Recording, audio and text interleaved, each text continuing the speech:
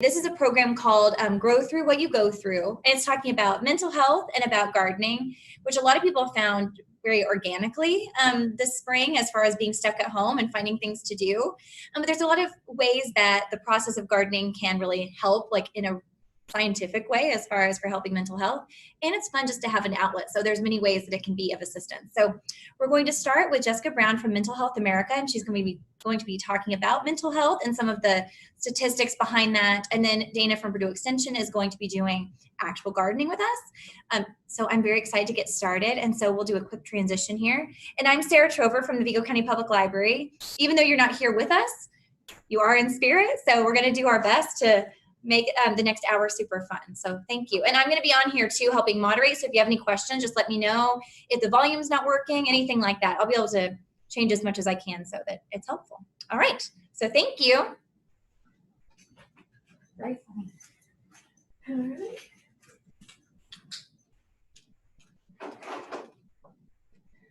Hello, everybody.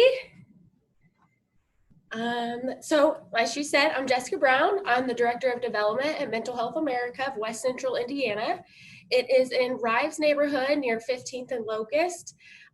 There we primarily help persons experiencing homelessness, but we're big mental health advocates. Typically that goes hand in hand, mental health disabilities with, living on the streets. That comes with a lot of things we have to do and help them get back on their feet.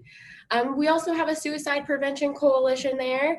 We have a director of education who teaches prevention and self-worth and social and emotional learning in elementary through high school.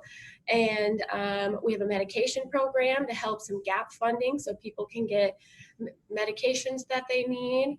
We have 70 apartment complexes and 8 houses. So we have lots of beds. They are all full, but they have a home, and the stories there are incredible. And I always encourage people to stop by and see what we do, because sometimes it's a little easier to understand what we do seeing the people.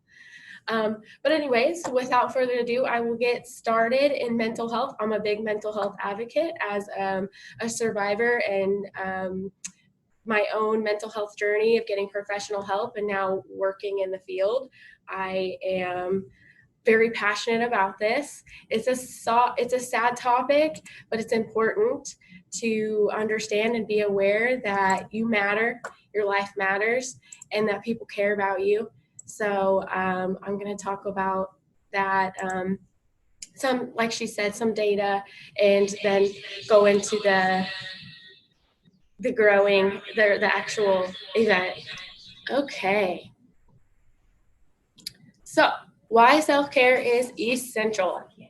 And then there's our name again, Mental Health America, just if you guys want to jot that down and reach out to me later for anything. I'm going to minimize that. Okay, so just some general data. So nearly 1 in 5 adults have a diagnosable mental health condition. And, statistically speaking, that our guests that are on here, the people that are in here, that means a few of us have suffered and maybe not even known it. I'm the first to admit that, I've had to get professional help. Like I said, now I want to work in it to help people understand their brains. So 46% of Americans will meet the criteria for diagnosable mental health conditions sometime in their life, and half of those people will develop conditions by the age of 14, which is why we stress so heavily at my agency. It is non-for-profit, by the way. I don't know if I mentioned that, but we have some incredible individuals that I work with have taught me so much. But prevention is extremely important. It should start as early as you can, and getting into schools and self-love and understanding maybe what your parents are going through to some degree. We don't want to traumatize anybody, but to some degree. And when you get older, you're more inclined to get help sooner instead of letting things get really bad. Mental Health America National, they have a before stage 4 outlook, where when we have issues, physical health issues, we go to the doctor before stage 4. Typically, with cancer, you want to find it sooner than later. Mental health is the same way. So the stigma behind it is it sucks because it's hard for all of us to get the courage to go get behavioral health versus physical health. And there's a lot of barriers in that too. We just, I was just talking to them, if you don't have health insurance, that's a huge barrier. Access to healthcare, behavioral health care is complicated, which is why this event is so wonderful, because it's another coping skill that is pretty affordable and you can do it right in your own house. So I believe that you should have 8 tools in your pocket. And when you're having a bad day, if one of your tools is calling somebody and they're at work and you can't talk to them, then you'll go to the next one. And if one of them is gardening, but you can't garden because it's the middle of winter, you'll go to the next one. So I believe, at least 8. So 45 million U.S. adults have mental health illness. That's over 18% of the American population, and that is what is, recorded and in studies and in the research. That is also always going up with every year. People are starting to understand things more, and so they're getting more help. And less and less people are feeling alone in their battles. So 13% of youth ages 12 to 17 report suffering from at least one major depressive episode. There is much more data and facts. The second leading cause of death from children from 10 to 14 is suicide, which is sad, and people don't want to talk about it. But being aware is the first step, and then educated, and then prevention. So, don't ever be afraid to get help. I can't stress that enough. It changed my life. So again, some of those few statistics are national level. All of that is on Mental Health America's national agency. We're just an affiliate of West Central Indiana. So here's just a few statistics on the state of Indiana. It has ranked 44th out of 51 states in prevalence of adult mental health illness. So what that means is it has the highest, it's at 44 in the level of mental illness that's recorded. And a lot of that basically it's depressing to live in Indiana, is what that's saying. But a lot of that is because there's so little access and there's so many constraints, and there's not enough behavioral health centers around, and Union, for example, doesn't even have a mental health floor. So I love living in Indiana, but the facts are there. The truth is there. We could do better. We can do better. We need to do better for our people. If you look below, there are over 1 million people in Indiana that this is affecting. So again, you are not alone. There are people that care about you. Most importantly, though, it starts with caring about yourself. You are responsible for your own happiness. When my therapist told me that, it quite literally changed my life. I stopped looking for happiness in other people and started wanting to figure out how to be happy within myself. Then I could be my best self and maybe salvage some relationships or end the ones I needed to and didn't know. So some common mental illnesses, and there are many more than this. This by no means is even close to representing them, but you guys are probably familiar with a lot of these. You can read them there. I won't go through them. But anxiety and depression are definitely up there. And if you don't treat those sooner, a lot of times they can turn into worse things with PTSD and trauma and stuff. So again, that before stage 4 philosophy for your brain, which is an organ, which is this area right here. This was the second thing that changed my life. When I recognized that my brain is an organ and it deserves to be treated when it's experiencing an illness, just as any other organ we would go to the doctor and get medicine for. Sometimes medicine doesn't work for everybody too. Medicines open up a whole nother can of worms, because there are currently, I think the last I looked up, 28 antidepressants. So that is really, really difficult. That comes with dozens of side effects. I think there are about 60 anti-anxieties. So, there's just under 100 medicines to sort through. So sometimes this is why combining coping skills like gardening, like we're going to talk about, and other things, having your toolbox full of other things too, because you can't always rely on medicine. If you can't afford it, you can't get to the doctor, or it doesn't work for you. And that's okay. But I did want to highlight too that the latest data says that 56% of adults with mental illness did not receive any mental health treatment. That equals 24.6 million people who went without help last year. Breaks my heart. I just wanted to highlight that. It's pretty self-explanatory that about half the people didn't get treated. The suicidal rates are really high right now. Last year, 48,000 people died by suicide, but there was 1.2 million attempts. So just to put that in a little perspective, a lot of suicides aren't recorded as suicides. They're recorded as accidents, like car accidents or overdoses, things like that. And so those numbers aren't truly reflective of the mental health crisis. However, 48,000 lives is too many when we can help each other, when we can lift each other up and start encouraging people to embrace their brain and get better. And I can go on and on about that, but I think you get the picture. I don't want to turn this too dark. Self-care. So step one, I highly recommend this. It's a MHA screening. Again, it's national, but we have on our website, the link is on our website. If you do want to take that, I would appreciate if you go to our website because we can get some demographical information. However, if you take the test, through national, that's okay. It's about you. But it's a really interesting test. I've taken it, and it's free. It is anonymous. You can do it in the comfort of your own home. And it can just kind of help you gauge where you're at and if you do want to take the next step. And maybe you realize that maybe it's not as bad and you're okay. So it's just to help gauge. This is my last slide. So this kind of leads into. Sorry, I'm just letting people in the waiting room. That's all I'm doing. Oh. Sorry, guys. There we go. That's it. Thank you. Sorry. No, that's okay. Sure. Sorry, I should have let them in, but I'm just so in the zone. Mental health matters. So there are several forms of treatment. And like I said, over and over, self-care must be practiced every single day, even if you carve out 15 minutes of time for yourself. You should always do it.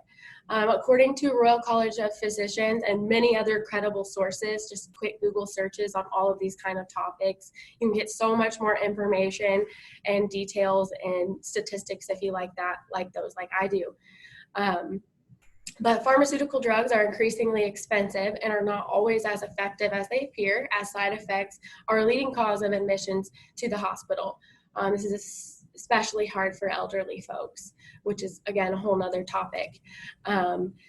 Health depends on a range of social, economic, and environmental factors, as emphasized by the shaming disparity between the length of life in different areas of the country. One thing I forgot to put in here, but I do want to mention, is the behavioral health care system is treated totally different than physical health. The doctors in behavioral health, like counselors, psychologists, they are underpaid and very, very understaffed. It costs a lot of money to go to school and get your master's and your doctorates. So right now there's about one therapist to 500 people, and there's about one psychologist and psychiatrist to about 700, which is why if you do go to get help, and like I said, I'm a mental health advocate, which includes talking about my story. I had to wait several months, and it was really bad. And, if I was even a little further into where I was at, maybe I wouldn't have waited. I'm glad I did though. But it's worth talking about because there's that gap there. So if you go and you want to get help immediately, you have to understand that this is a process, a lot of trial and error. and just have patience with yourself, one day at a time. Take everything one day at a time, because there's not enough resources available right now. There are opportunities to treat some physical and mental conditions with alternative or complementary therapies, and to encourage changes in lifestyle. So this is a really great example. There is a lot of increasing evidence that exposure to plants and green space, particularly gardening, is beneficial to mental and physical health. It has proven to reduce stress, fear, anger, sadness. It reduces blood pressure, pulse rate, and muscle tension. And additionally, personally for me, I put this in there. I didn't actually find this as like data, but I have a lot of plants at home, and it has increased self-worth for me, because it encourages accountability, responsibility, and quite literally, it's just fun to take care of this living thing that you become proud of. And even if it's just for pretty, or if you get one more benefit out of it and you can enjoy it, you can eat it, like these herbs over here, and you can add a little sprinkle to your food. So that's it. Now at the end here, I did want to show these couple of numbers that if anything ever, if it's a really bad day, there are a couple of numbers here. There's a crisis text line. So if you want to just text, you can text help to 741-741. And then there's a prevention lifeline. So both of those numbers are available. There's some legal jargon, which I'm just not very good with political legal words, but essentially there is a bill that is being passed. It's going through all of its levels. It just got passed through the Congress, so I think the next is the president. Like I said, that's not my strong suit, but it's going to be 988, which is amazing, because I don't know about you, but that 800 number, that's really hard to remember. And if I'm in the middle of a mental health crisis, the last thing I want to do is be Googling that and looking for that number. 988 is similar to 911. People aren't going to forget it, and they're going to call it, and they're going to use it more. Same thing for the 741. A little easier to remember, but again, it's when you're in a dark place, your memory escapes you a lot. So 988 is hopefully going to be passed by 2022. Should be sooner than that, but there's a lot of legal things and money and counselors that are going to get transferred over. So just be on the lookout for the 988. But again, if there's people here for you. So thank you for your time. I hope that I helped inspire you guys to love yourselves and take care of yourselves and your brain. And I'll let the next speaker come and do the fun part. I'm going to let myself in too.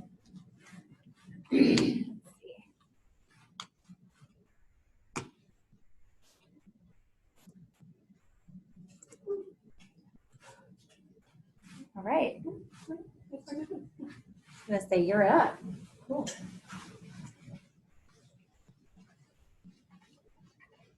There we go. Hello. So I want to take a second to just, being that we're talking about mental health and being present, to just take a breath in and out. I like doing that because it relieves tension for me, your speaker, but also causes me to drop my shoulders and feel a little bit more comfortable. So what I'm going to talk about is actually planting these lovely herbs that we got from our library. So I'm going to hop us over to my presentation. There we go. Nope, that's me. All right. No, I'm going to leave my mask on. Okay. This is what I want. There we go. Ta-da. All right. So I'm going to talk about growing the herbs that you guys will have or either will get in your kits. So the first one I wanted to focus on was chives. And at the top, I included the Purdue publication talking about how to grow these individual plants. For this one, it's ID56W. So that's where you can, if you look into your search engine, you would be able to Purdue Extension, that ID56W would take you to a publication all about chives, just giving you more than information that you could ever want. So chives are a perennial native to Asia, and they are used in all kinds of cooking, from soups, butters, marinades, salads, to add like an oniony, a mild oniony flavor. So I know that I grow them because they're pretty durable, but I usually add them to the top of, so what I do, I put them in a, like with a salmon or tilapia, I put those in an aluminum foil and put a little bit of chives in there, close that aluminum foil, and then bake it in the oven. And that turns out this lovely fish. That's a delicious part of my meal. So that's how I like to use chives. Okay. So what we get in our kit is a very adorable set of pots. And the one that says chives comes with a seed packet, as well as some soil. And those seeds are going to be good for, give or take, a period of time. So these are packed for 2020, and they should be used by 2021. So it doesn't mean that on March 1st, they're done, they're just gonna, they're completely inert. It just means that they perform their best from now until March of next year. So when we have these seeds, we would take our soil, put it into a pot, add some water so that the soil expands and fills up the container, which is fabulous for starting seeds. And then we would take our chive seeds, add them into our soil. We're only going to plant them about a ½ inch down, like a ½ inch. That's like if the tip of your finger is an inch, half of that, they're not going deep at all. And then you want to keep them inside your house at around 70 degrees Fahrenheit for best results. So those should germinate in about 2 to 3 weeks with sufficient light. And when they're big enough, at around 4 weeks, then you could transplant them, or you could leave them here until they fill up this container. And then at that point, it'd be best to transplant them to a bigger container or outside into the yard. Whatever your choice and whatever time of year is appropriate. So if it's not 70 degrees outside, it's not the best time to be taking them and planting them outside, which is my delicate hint that in the middle of winter, these will not be transplanted. They're gonna wait until next year. Okay, so this is a lovely photo. That's how I think of chives, is these big, beautiful blossoms. I always see carpenter bees or mason bees swinging by and picking up nectar. Sometimes honeybees, which can, oddly enough, add a little bit of onion flavor to your honey, which is, I don't know, there's bound to be a way to use that. But I tend to direct my bees towards the blackberries and the apple blossoms. But, to each their own, and there's a use for everything. So these chives at maturity will be about 18 inches tall, and that first year, they're going to be about 1 to 2 inches in diameter. That bundle of chives will be about 1 to 2 inches. And then it'll be about 14 inches in subsequent years. So this will come back again and again and again, as long as the soil conditions are conducive, i.e. there's enough nutrition, the pH is right, and there's enough water. Then, they'll just keep coming back, which is lovely. They require full sun. I always see them doing phenomenally in full sun. So that's 8 hours or more of full sun. So it doesn't need to be super intense. It just needs to be for that period of time. We want their soil to be well drained. And we're looking at a pH of around 6, which most soils in Indiana, unless there's a lot of heavy construction or significant amount of soil amendments, we're talking about 5.8 to 7. That's what most soils will be in. So if you're just working with garden soil, that's what where you should be. As far as pests and disease, they are actually pretty durable. They don't have very many pests or disease, which is very much to your benefit. I know if anybody's grown tomatoes, they have quite a few pests and quite a few diseases, so you have to be their advocate. As far as harvest, you're looking to cut them at about 2 inches above the ground. If you cut them too low, then it'll take them they either wilt or it'll take them a significant amount of time to regenerate. So you want to cut them about 2 inches above the ground when you harvest. And they should keep coming back and give them plenty of time to rebuild themselves after every harvest. Moving on to basil. So basil is an annual herb, meaning that we plant the seeds and it produces a flower every year. So our chives were perennial. They keep coming back. As long as there's enough energy, they keep coming back. With basil, it grows, produces a flower and then a seed, and then it dies with the first hard frost. So we need to keep planting those. And I've had a couple of friends who lived in even colder climates where they had their basil take off in the beginning of spring, they produce a flower, and then that plant drops those seeds and it reseeds for the following year. So just because it dies with the first cold frost doesn't mean that it's not coming back next year. It just means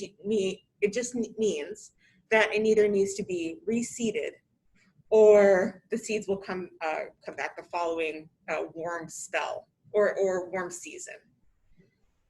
As far as planting, we want to put them only about 1/2 inch to 1/4 of an inch down. They're very teeny tiny seeds, and I'm sure that you'll see in your packet.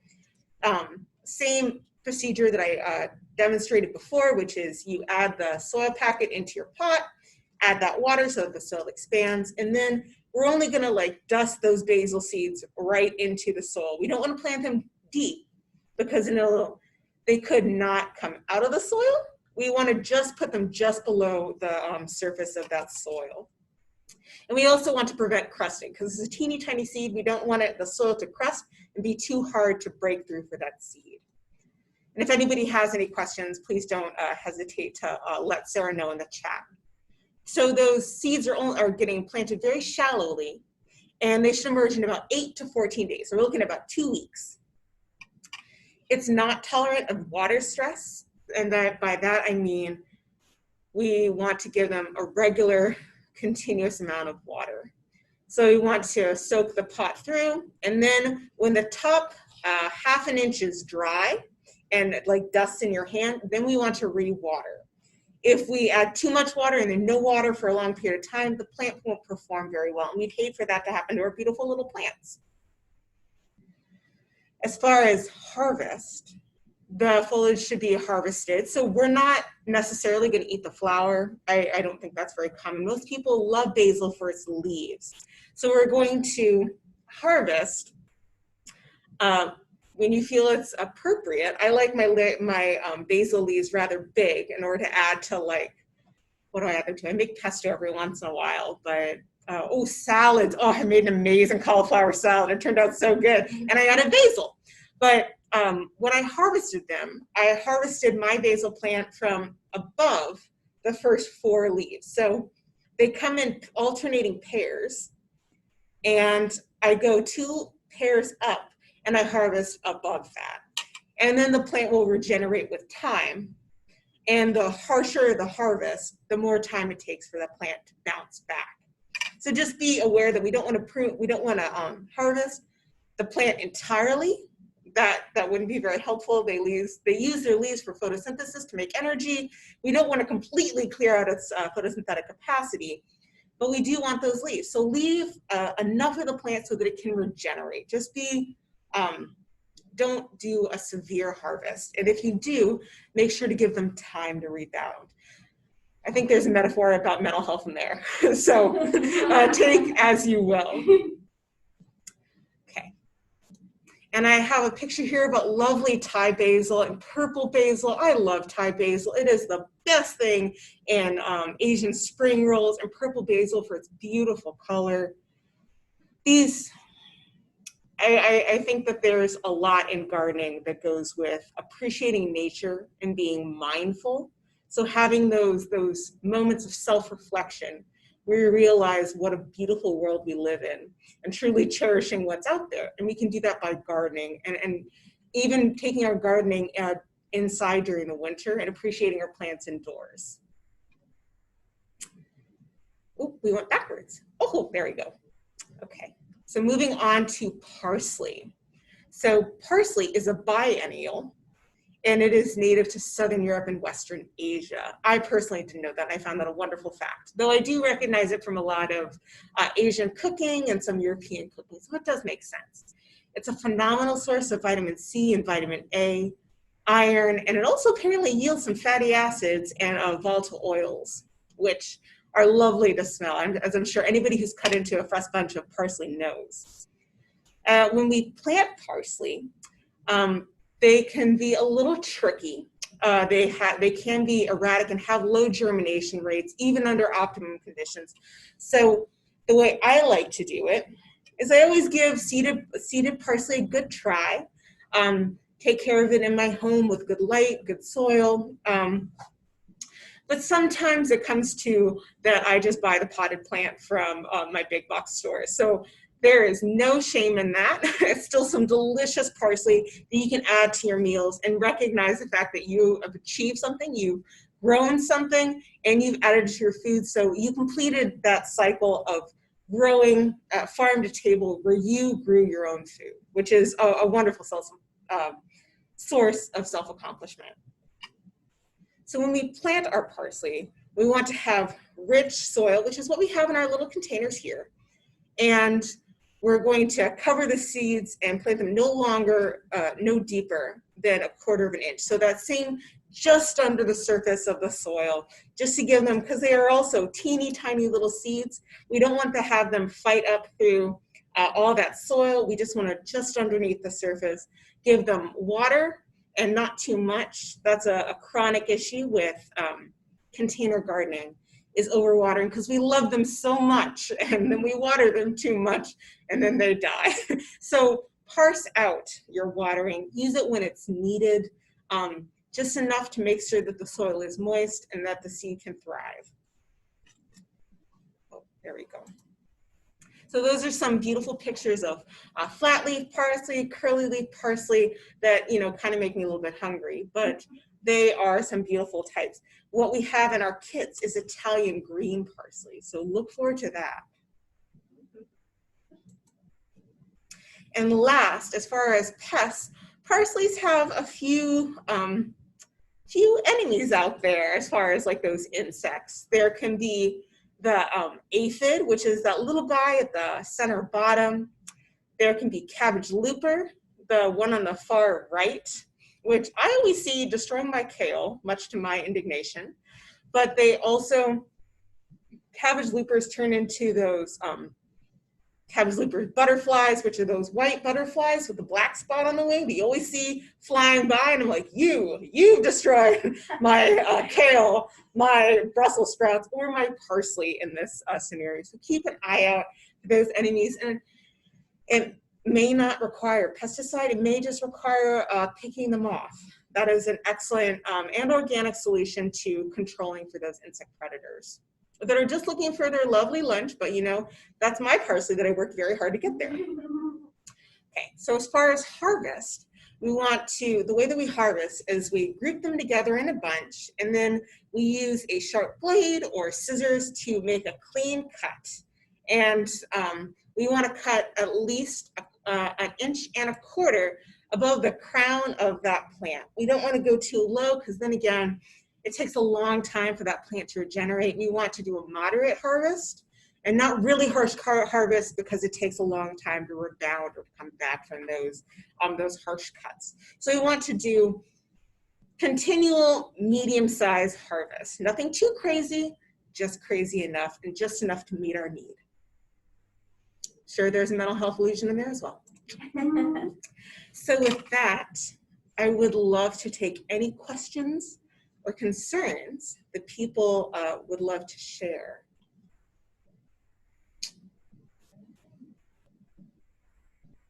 Anyone else? So do we keep them in the dark? Cacti's the cutest. They're adorable. Oh wait, I think someone's asking a question. Oh, That's okay. Do we keep them in the dark until they start to bloom can I then? make it louder? How do I do that? Yeah, I was gonna say I can hear it on my phone, but that's not very helpful. I heard you on my phone. Can you try to say it again, Abby? I'm sorry. Yeah. Do we keep There you the seeds once we put them in the soil in the dark until they bloom? Are you talking about chives? Yeah, or the other ones too. I guess if the The slide only didn't ones- specify. I found it with chives specifically that they prefer the dark to start. The other ones, I have not seen that. I didn't see that in those publications that is this one chives? Yeah, this one's chives. So basil and parsley don't need that dark period. Chives do. So that first 2 weeks, they need the dark, and then they need light. Cool. And like all these guys need light. Okay, thank you. You're welcome. But do we plant all the seeds? You can. I don't see why not. If you did plant all the seeds, you would have to do thinning. So you would, when you were considering transplant or when they're about like an inch tall, you'd go through and pick out all the weak ones so that the best ones would take over the space and turn into big plants that then we would transplant when they were larger. If anyone had that question, that if you plant all the seeds, you will then need to do thinning. You need to go in and pick out the best, leave the best, and remove the weaker plants so that the best ones would have the most access to nutrients. If that makes sense. I think it does. Yeah. Right. I never knew that though. That makes a lot of sense. I mean, you can't, because then you could also, I have it on my PowerPoint, but germination rate, just because you have 10 seeds doesn't mean the 10 seeds are going to, 10 mini plants are going to show up. It could mean that 5 seeds show up, or 2 seeds show up, or all 10 show up, and then you have to go through and pick out all the weak ones. Yeah. So we hope that all 10 are super strong and the seeds grow, but that's not always the case. Not every, when a package lists germination rate, that says 90%, like for basil, we want 90% germination. So if we have 10 seeds, then 9 of those 10 should show up. Parsley, like I said, doesn't have the best germination rate, so we may have 10 seeds and only 3 are gonna show up. Is it always like, does it always say that on seed packs? Unlike, yeah, it should. Oh. Yeah. It's one of it's a lot of reading on the back of the seed pack. There is a lot of reading. Yeah. You flip it over and you're like, ooh, that's a lot of reading. But it should say germination rate on that seed packet. I tried growing bonsai trees. And That's hard. Throw them all in there because you'll be lucky if you get a sprout. Yeah. I was asking. Interesting. I know. It was hard. I tried 4 times. Do you mean it required patience, focus, and attention to detail? Oh. And sometimes that's just like a polite way of saying it was difficult. I handled it with Miracle Grow. I gave it to them too soon. They were still babies. Yeah. Learned their lesson. Yeah, there's a lot to be said about reading the publication, understanding the plant before we go gung-ho. This is great. Well, I love this too. because you have these beautiful little plants and planters. Yeah. And of course I'm going to use these. You taught me a lot. Do you want to see if anyone has mental health questions? Oh, yeah. Does anybody have mental health questions? Well, sometimes people don't want to talk about things like that. So, It's hard. you can email me. My email is on our website, mhawci.org. And you can reach out that way if you want to start a private conversation later. So one of my favorite ways to practice mental health is during the summer, because my husband makes fun of me for this, I go outside and sit in the sun because it makes me really happy. Because I sit in my office all day doing Zoom calls and answering emails, and sometimes I just want to feel the sun. Yeah. So I take my lunch and I sit in my backyard and sit there with my dogs, and we just sit in the sun. And they lay down and just look at me like, are we going inside? And I say, no, we're going to be here for a little bit. I just need to gather some vitamin D, take a deep breath, and then go back in there. That's one of mine too. One of my coping skills is to do nothing. Nothing. Because I'm running, I'm on. I don't even have kids. I can't imagine. Yeah, I can't imagine. Because I don't feel like I have enough time. So sometimes I'll do, on a Friday night, I say, we're doing nothing. We're watching one of my favorite shows, like, you know, The Office or Big Bang Theory, something that's going to make me laugh. Yeah, just laugh. Yeah, just nothing but sometimes that's not good because you're not being productive and you get in your head really bad. So can't emphasize enough to have at least 8 tools. I was gonna say, I don't know if you can even hear me. I feel like I'm just like off to the side. I was gonna say, during the summer, what I do as part of my routine in the morning is I take my coffee outside and just look at all my plants. Yeah, just like check. I look at my flowers and my garden and just like see the success or something. Yeah. And I like to water them at night once the sun has gone down. My house plants, I'll dust sometimes. Because the leaves will get dirty. I have 2 dogs. So, you know, there's dander and dust. And sometimes I'll go and literally individually clean each leaf. It's really soothing. Meditation? Yeah. It is really soothing. I love my plants. I like to sometimes go outside. So I go and sit by the Wabash River, or I go to Dummy Park or Dobbs Park to be outside. I like to be outside. I mean, by my job, I love to be outside. For sure, but sometimes it's so cold. Yeah, I know. So you gotta. Well, and then I go for walks. Like Dobbs Park has a phenomenal trail behind, and I take my dogs. And sometimes in the fall, we'll go back there, or we'll go to Turkey Run just to be outside in the sunshine, or when it's so hot in the summer in the shade. But to be breathing fresh air, being outside. Like seeing nature, things living, and plants, animals, all that jazz. But just taking a deep breath. Yep, I'm with you. Turkey Run's one of my coping skills too. We have one of the best parks in the state. Like just phenomenal. Spitting distance. Very lucky. No, I was gonna say that's always part of mine too. Like, I feel like I'm just a voice off to the side. It's very odd. I was gonna say that's what I try to do at least once a week. At least once a week, if not every day. Like I have to go outside, and I have to go walking and things like that. It's the only way I feel like I can stay sane. Yeah, it's important. We're nature people, can't you tell? Yeah, but I think it definitely helps. Well, and I have 2 kids, so it's hard. Like that's a thing I can do with them. So. Yeah, definitely. Yeah, it's free. That's the best part. Yeah. All right. Any other questions? All right. I'm literally just sticking my face in here now. You can see where I was. Thank you for spending your afternoon with us. And let me know if you do have any questions. I have their contact information as well. And thank you. I feel like this is always so funny because, look at my face on this film. So, all right. Well, thank you and have a good night and enjoy planting your plants. If you have success, you'll have to send us photos. Yes. So. Send photos. All right. Thank you.